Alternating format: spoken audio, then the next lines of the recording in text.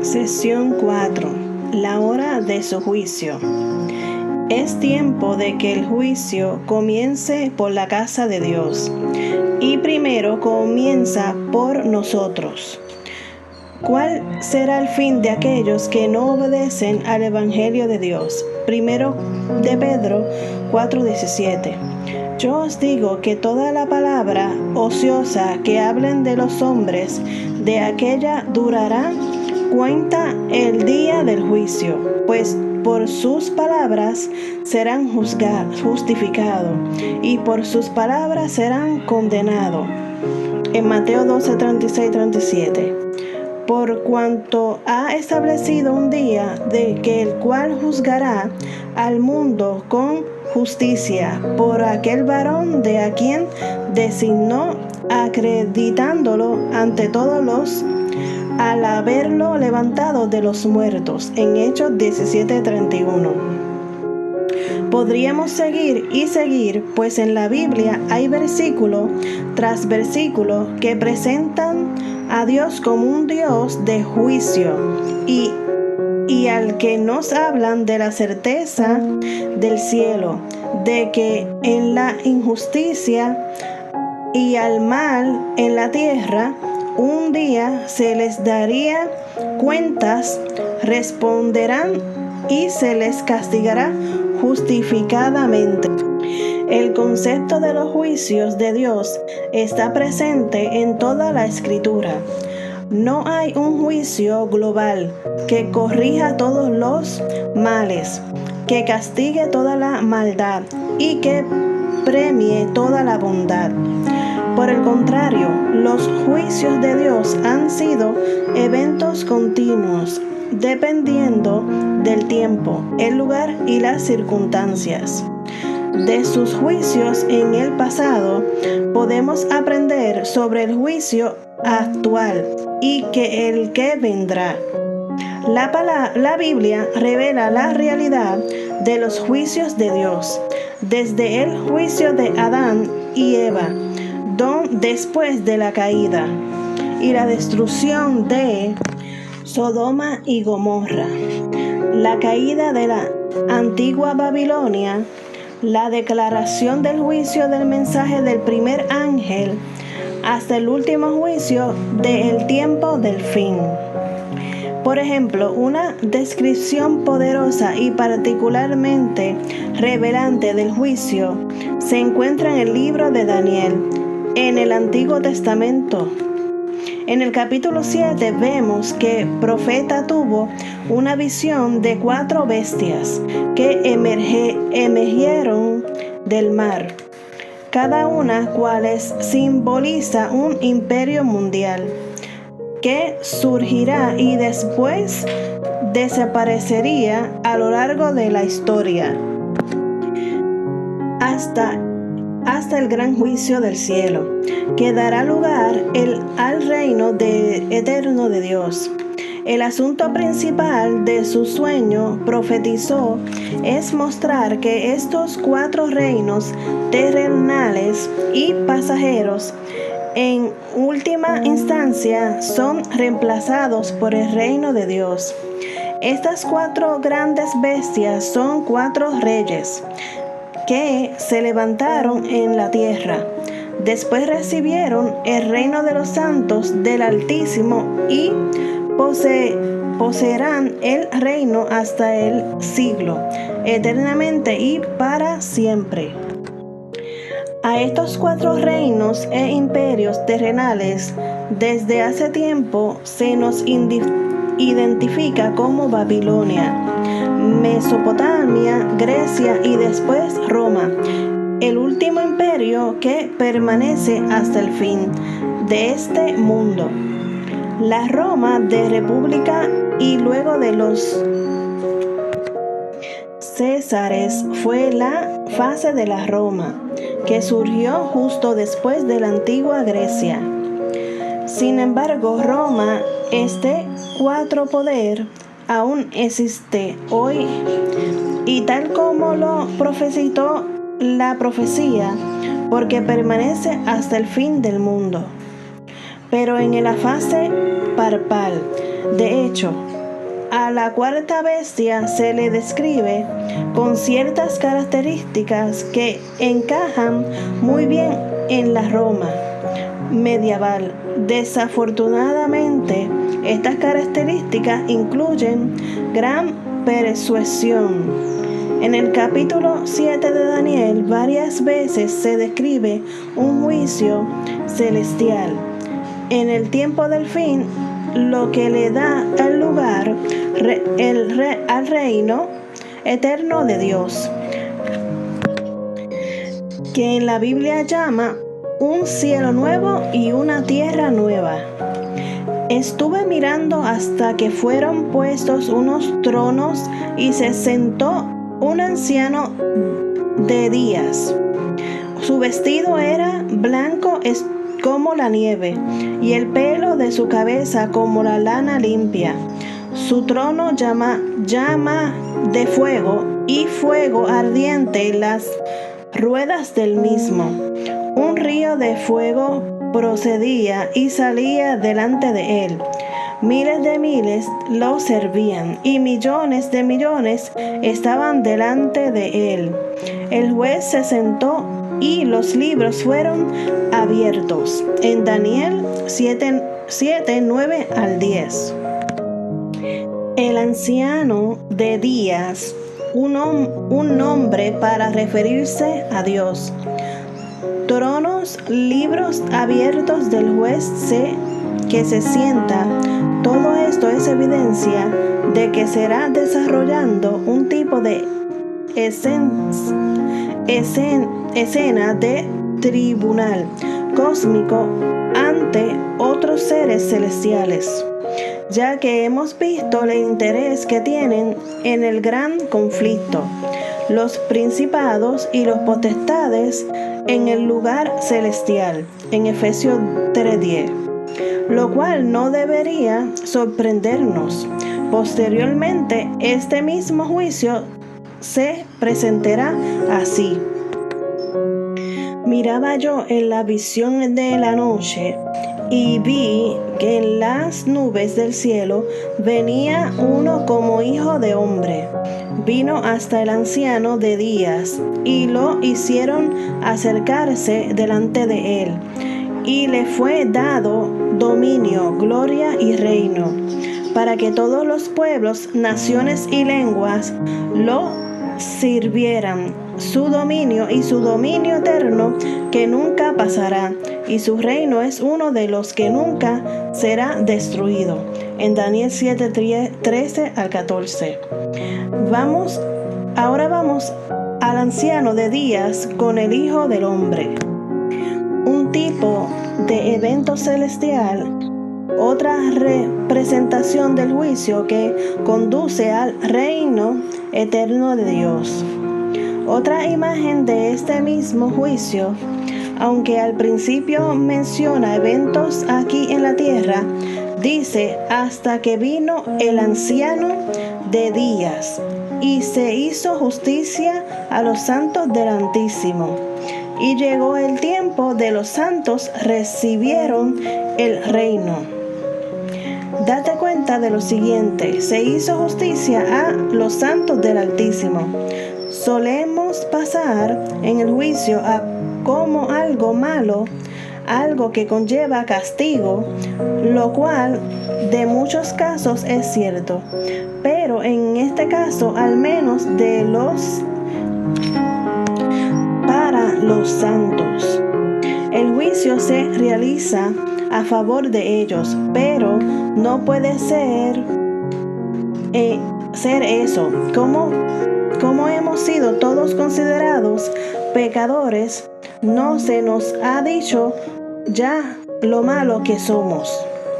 No hay evidencia que no hay quien busque a Dios.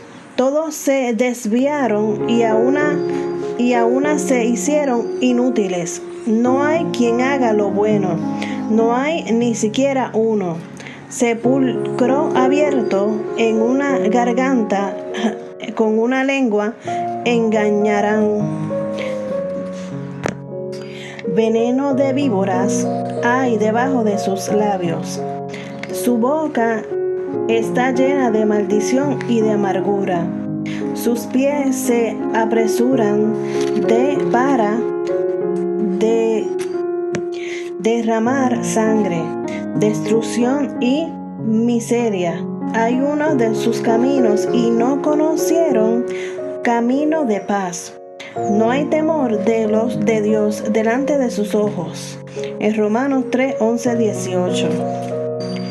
¿Cómo entonces podría cualquier de nosotros, incluso los santos en el juicio, con los libros abiertos, ser capaz de estar ante Dios, que conoce cada uno de nuestros pensamientos erróneos, cada uno de nuestros actos ocultos, todo lo que hemos hecho en secreto, todo lo que nunca hemos querido revelar?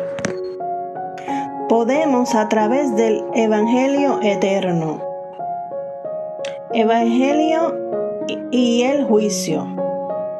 No es casualidad que el Evangelio y el juicio aparezcan juntos. Por muy buenas que sean las noticias del Evangelio, no son mejores que cuando se vinculan en el juicio. ¿Por qué? Porque nuestra única esperanza en el juicio es el Evangelio, en la justicia de Cristo, la cual recibimos del Padre desde el momento de que pedimos por fe. Todo en el juicio, que es cuando más la necesitamos. Ahora pues, ninguna condenación hay para los que están en Cristo Jesús. En Romanos 8:1. Ciertamente no hay condenación ahora en el juicio. Así porque no tenemos pecado. No es así porque Jesús fue y su registro se nos acredita como nuestro. Esta es la razón por la que el juicio de Daniel 7 se hizo justicia a los santos. Los santos, como el ladrón de la cruz, son cubiertos por la justicia de Cristo. En las palabras de Pablo concluimos, pues, que en el hombre es justificado por la fe, sin las obras de la ley. En Romanos 3:8. Justificado sin las obras de la ley, por supuesto. No obstante, el mandamiento es santo, justo y bueno. Romanos 7:12. Es verdad que llega a ser poderosamente evidente en el mensaje del tercer ángel. Señala el pecado, pero no puede explicarlo. La ley es como un espejo. El espejo mantendrá sus manchas ante ti. No importa por cuánto tiempo o cuántas veces te miras. El espejo no quitará esas manchas. La ley muestra el pecado, pero ni da el poder para sobreponernos a él, ni lo perdona. Por eso necesitamos el Evangelio. Una gran enseñanza de la ley y el juicio de Dios procede del santuario del Antiguo Testamento. El centro de la adoración del antiguo Israel es el mismo templo que Jesús purgó de los que habían profanado con su comercio desenfrenado y explotador. Fue así que los hijos de Israel aprendieron sobre el plan de salvación, el Evangelio eterno. Parte central de los servicios de santuario eran los sacrificios de animales, corderos, toros, machos cabríos. Cada uno era un símbolo, un tipo de profecía en miniatura de la muerte de Jesús en la cruz, así como su obra como nuestro sumo sacerdote en el santuario celestial. Esta es la razón por la que Juan el Bautista cuando presentó a Jesús, exclamó: «Este es el Cordero de Dios, el que te quita el pecado del mundo», en Juan 1:29. En vez de que el pecador muriera por su pecado, el Cordero, un símbolo de Jesús, morirá en su lugar. En una última instancia, en vez de que nosotros muriéramos por nuestros pecados, Jesús murió por ellos en la cruz. Esta gran verdad era proclamada por el templo hebreo con símbolos y tipos. El templo también tenía 2 compartimientos, y aunque cada día de la sangre expiatoria de los sacrificios de animales era llevada al primer compartimiento una vez al año, la sangre de los sacrificios de animales era llevada al compartimiento el compartimiento interior como parte del ritual conocido como Yom Kippur, el día de la expiación. Este era el día del juicio, buenas nuevas para el pueblo de Israel, porque a pesar de que habían pecado, sus pecados eran perdonados, purificados y limpios por la sangre derramada. Así que ellos eran considerados justos ante Dios en este juicio.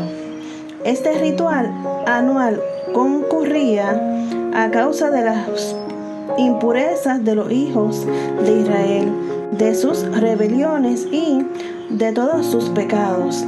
En Levítico 16:16. Es decir, que habían pecado y era el día de ajuste de cuentas por esos pecados. Ese día era el día de Yom Kippur, el día de la expiación, y la expiación tiene que ver con el perdón de los pecadores, no con su condenación. Este perdón procede solo de la sangre, no de la ley. Si bien en el segundo compartimiento del santuario era el arca del pacto, estaban las tablas de piedra y los 10 mandamientos, le mostraba a Israel su sagrada obligación de guardar la ley. La expiación se produjo no a causa de la ley, sino a pesar de ella. La ley que ellos habían transgredido los había condenado a no ser parte de la sangre. Tomará luego el sumo sacerdote de la sangre del becerro y la rociará con su dedo en el lado oriental del propiciatorio, y delante del propiciatorio esparcirá con su dedo 7 veces de aquella sangre.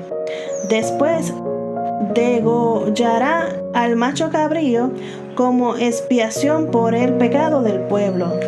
Llevará la sangre detrás del velo adentro y lo hará con su sangre como lo hizo con la sangre del becerro.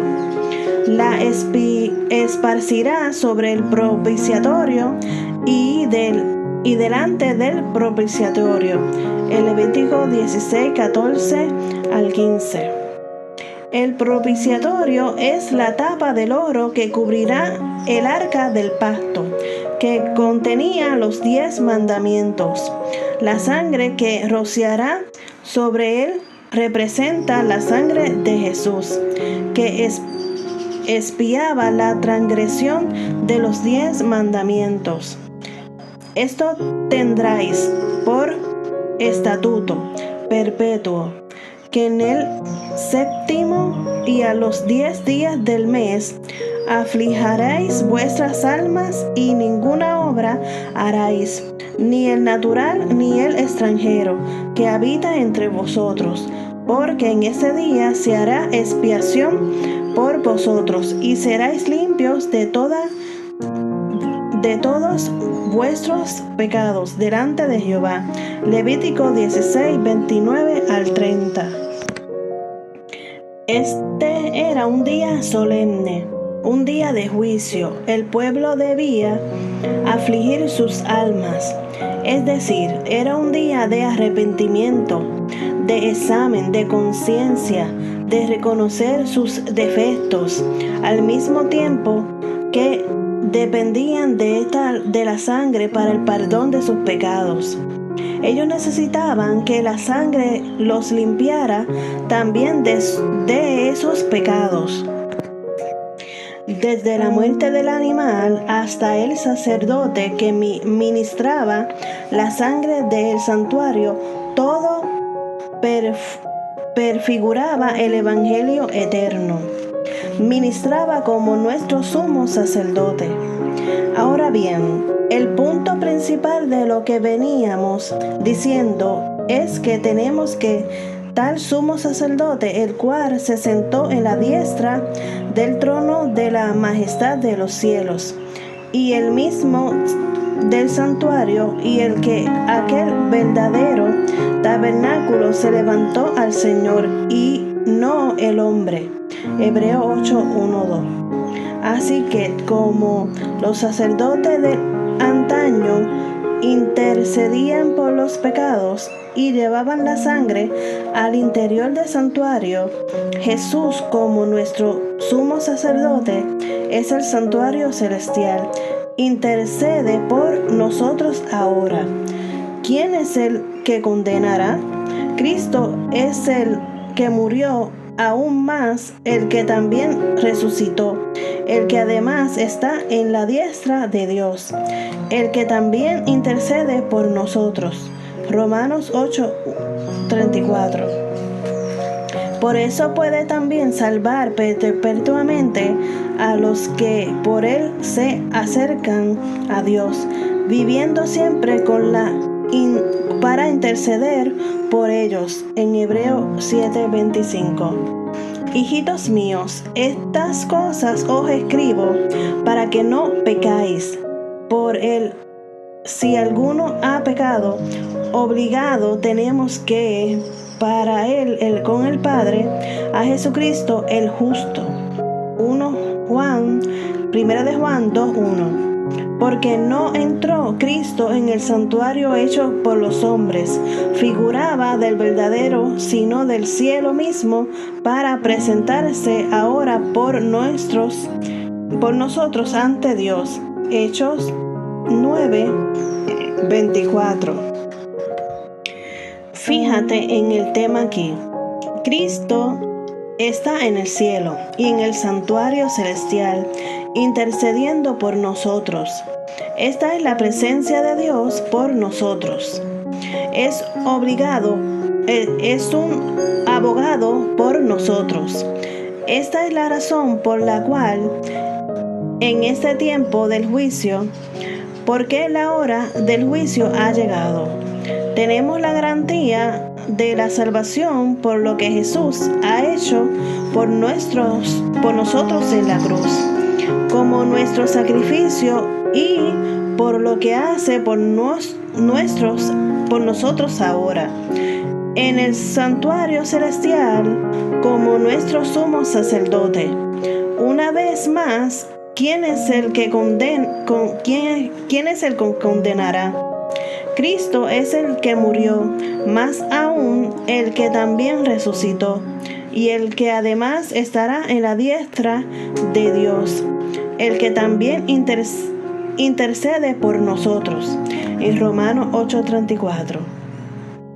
Y gracias a su obra intercedora a favor de nosotros, alguna condenación hay para los que están en Cristo Jesús.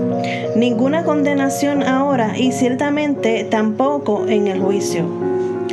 De hecho, en el mensaje del primer ángel sobre el juicio ocurrente en el contexto del día de la expiación, aunque el libro de Apocalipsis abunda más imágenes del santuario terrenal, no mucho mucho antes de que se desarrollen los acontecimientos del mensaje de los 3 ángeles.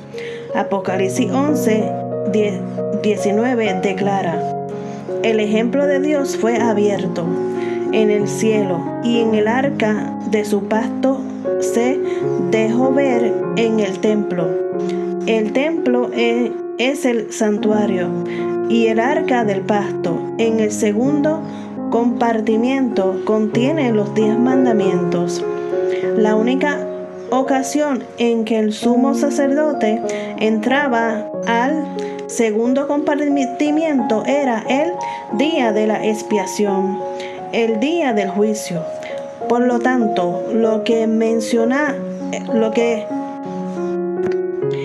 el mensaje del primer ángel que nos está diciendo que es la hora del juicio ha llegado. Esta significa que aunque su pueblo necesita temer a Dios y darle gloria, lo que hace con la seguridad de la vida eterna en Jesús, prometida a ellos en el Evangelio eterno, promesa que es suya por la fe. ¿De qué otra manera podría ser? ¿Qué fue primero? La semilla de toronja, la toronja o el árbol de toronja. En el universo es muy grande, 2 millones de billones de galaxias en el cielo, 1.000 millones de estrellas cada una, y algunos de estas estrellas tienen planetas que orbitan a su alrededor, así como ocurre en el Sol. Supongamos que en uno de sus planetas los habitantes tuvieran su nutrición no del alimento, sino como de la contemplación de su sol. Un maestro espiritual aquí en la tierra afirma que podemos hacer lo mismo, obtener toda nuestra nutrición solo del sol, aunque aconsejemos no intentarlo en su casa. Supongamos que a los seres de este planeta se les dijera que hay otro planeta llamado Tierra, de donde sus habitantes colocan unas pequeñas bolitas blancas en la tierra, y solo con dejar esas pequeñas bolitas blancas en la tierra, más agua a los rayos del sol, de esas pequeñas bolitas crecen troncos de madera, llamados árboles, con docenas de ramas. Y de cada una de esas ramas brotan hojas verdes, de las que salen paquetes recubiertos de comida, sabrosas, hermosas y nutritivas toronjas en abundancia. Así que como las personas de la tierra, al menos de parte, obtienen lo que necesitan para sobrevivir. Supongamos que a los habitantes de este otro planeta se les dijera también que dentro de estas toronjas muchas de estas bolitas blancas crecen, y cada una de ellas puede sacarse la toronja y ponerse en la tierra para crear más toronjas que contienen más bolitas blancas y más hasta el infinito. ¿Por qué iban a creerlo? ¿Por qué deberían creerlo? ¿Por qué habrían de creerlo alguien? Nada es lógico, nada es sensato, nada es racional sobre una pequeña bolita blanca que contenga en sí misma un árbol de toronja, mucho menos un número potencialmente infinito de árboles de toronja. Solo añadir tierra, agua y luz solar, y el resultado, un árbol de toronjas. Por favor, si nunca hubiéramos visto algo como una semilla en la tierra que se convierte en un árbol lleno de frutas de nada más semillas? ¿Por qué íbamos a creerlo? G.K. Chesterton escribió: hablaban sobre un hecho de que un árbol de frutos fuera tan necesario como el hecho de que 2 árboles más un árbol son 3. Pero no es así. No es necesario en absoluto, más bien un milagro. No obstante, la única razón por la que no pensamos así es porque vemos que así ocurre todo el tiempo. Pero así, solo una vez en toda nuestra vida, hubiéramos visto a alguien poner una bolita blanca en la tierra y que de allí surgiera un árbol de toronjas, lo consideraríamos un milagro lleno de asombro y misterio. Y eso es solo que el árbol de toronjas y los duraznos, las ciruelas, las manzanas, los aguacates, el brócoli, los limones, los tomates, los cocos, el trigo, la cebada, el arroz, los kiwis, los pepinos, los plátanos, los arándanos, las guanábanas, las cerezas, los espárragos, la coliflor, el apio, el maíz, la berenjena, la col, la cebolla, el ajo, la mostaza, el pimiento morrón, los rábanos, las zarzamoras, el melón, los higos, las aceitunas, las guayabas, los mangos, las nectarinas, las mandarinas, las granadas, las espinacas, las fresas, la albahaca, el quimbombón, los arándanos y así sucesivamente. Cada uno de estos surge una bolita blanca en la tierra. No es lógico, no es sensato y no es razonable. Más bien, como ya dije, es un milagro. Además, cada temporada estamos tan asombrados a ello que no vemos el milagro. Cabe preguntarle humildemente cómo evolucionó el árbol de toronja. Es decir, surgió sin querer y sin pecado previamente en absoluto, tal como especula la teoría de la evolución. La evolución no permite ninguna prevención, ninguna intención, ningún propósito para ninguna forma de la vida en la tierra. Como algo que es solo parcialmente una semilla de toronja o parcialmente una toronja, evoluciona hasta convertirse en una semilla entera, un árbol o una toronja, o más bien uno de ellos evolucionó primero. Si es así, ¿qué fue primero? ¿La semilla de toronja, el árbol de toronja o la toronja? Esta es una versión vegana de la paradoja del huevo y la gallina. ¿Quién fue primero? ¿El huevo o la gallina? Sin embargo, el problema no es realmente un problema, porque la pregunta por sí misma, que fue primero la semilla de toronja, el árbol de toronja o la toronja, es una pregunta equivocada, pues asume la respuesta de uno de ellos. El árbol, la semilla o el fruto tuvo que venir primero. Pero esto no es lo que la Biblia enseña.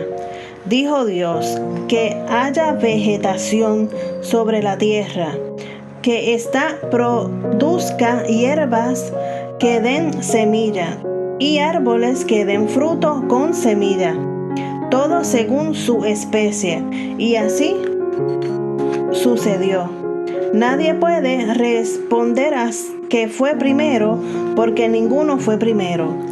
De acuerdo a la Biblia, los tres fueron creados al mismo tiempo.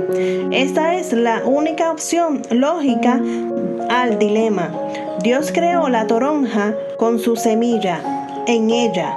Y lo mismo ocurrió con los duraznos y las ciruelas, las manzanas, los aguacates, el brócoli, los limones, los tomates, los cocos, el trigo, la cebada, el arroz, los kiwis, los pepinos, los plátanos, los arándanos, los guanábanas, las cerezas, los espárragos, la coliflor, el apio, el maíz, la berenjena, el col, la cebolla, el ajo, la mostaza, el pimiento, el morrón, los rábanos, las zarzamoras, el melón, los higos, las aceitunas, las guayabas, los mangos, las nectarinas, las mandarinas, las granadas, las espinacas, las fresas, la albahaca,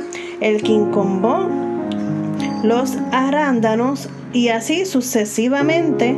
Cualquiera de estos alimentos y mucho más, todos juntos, hermosos, sabrosos, saludables, que crecieran literalmente de la tierra, deberían gritarnos sobre todo nuestro Creador, un Dios que nos ama. Esto nos lleva, de hecho, a lo que podríamos considerarse el eclimas del mensaje del primer ángel. Es así que el primer ángel nos proclama el Evangelio eterno. Es así que el primer ángel nos dice: temed a Dios y dadle gloria, porque la hora del juicio ha llegado. Finalmente, el primer ángel nos pide hacer una última cosa: adorar a quien hizo el cielo y la tierra, el mar y las fuentes de las aguas. En Apocalipsis 4:7. ¿Qué significa adorar al Creador?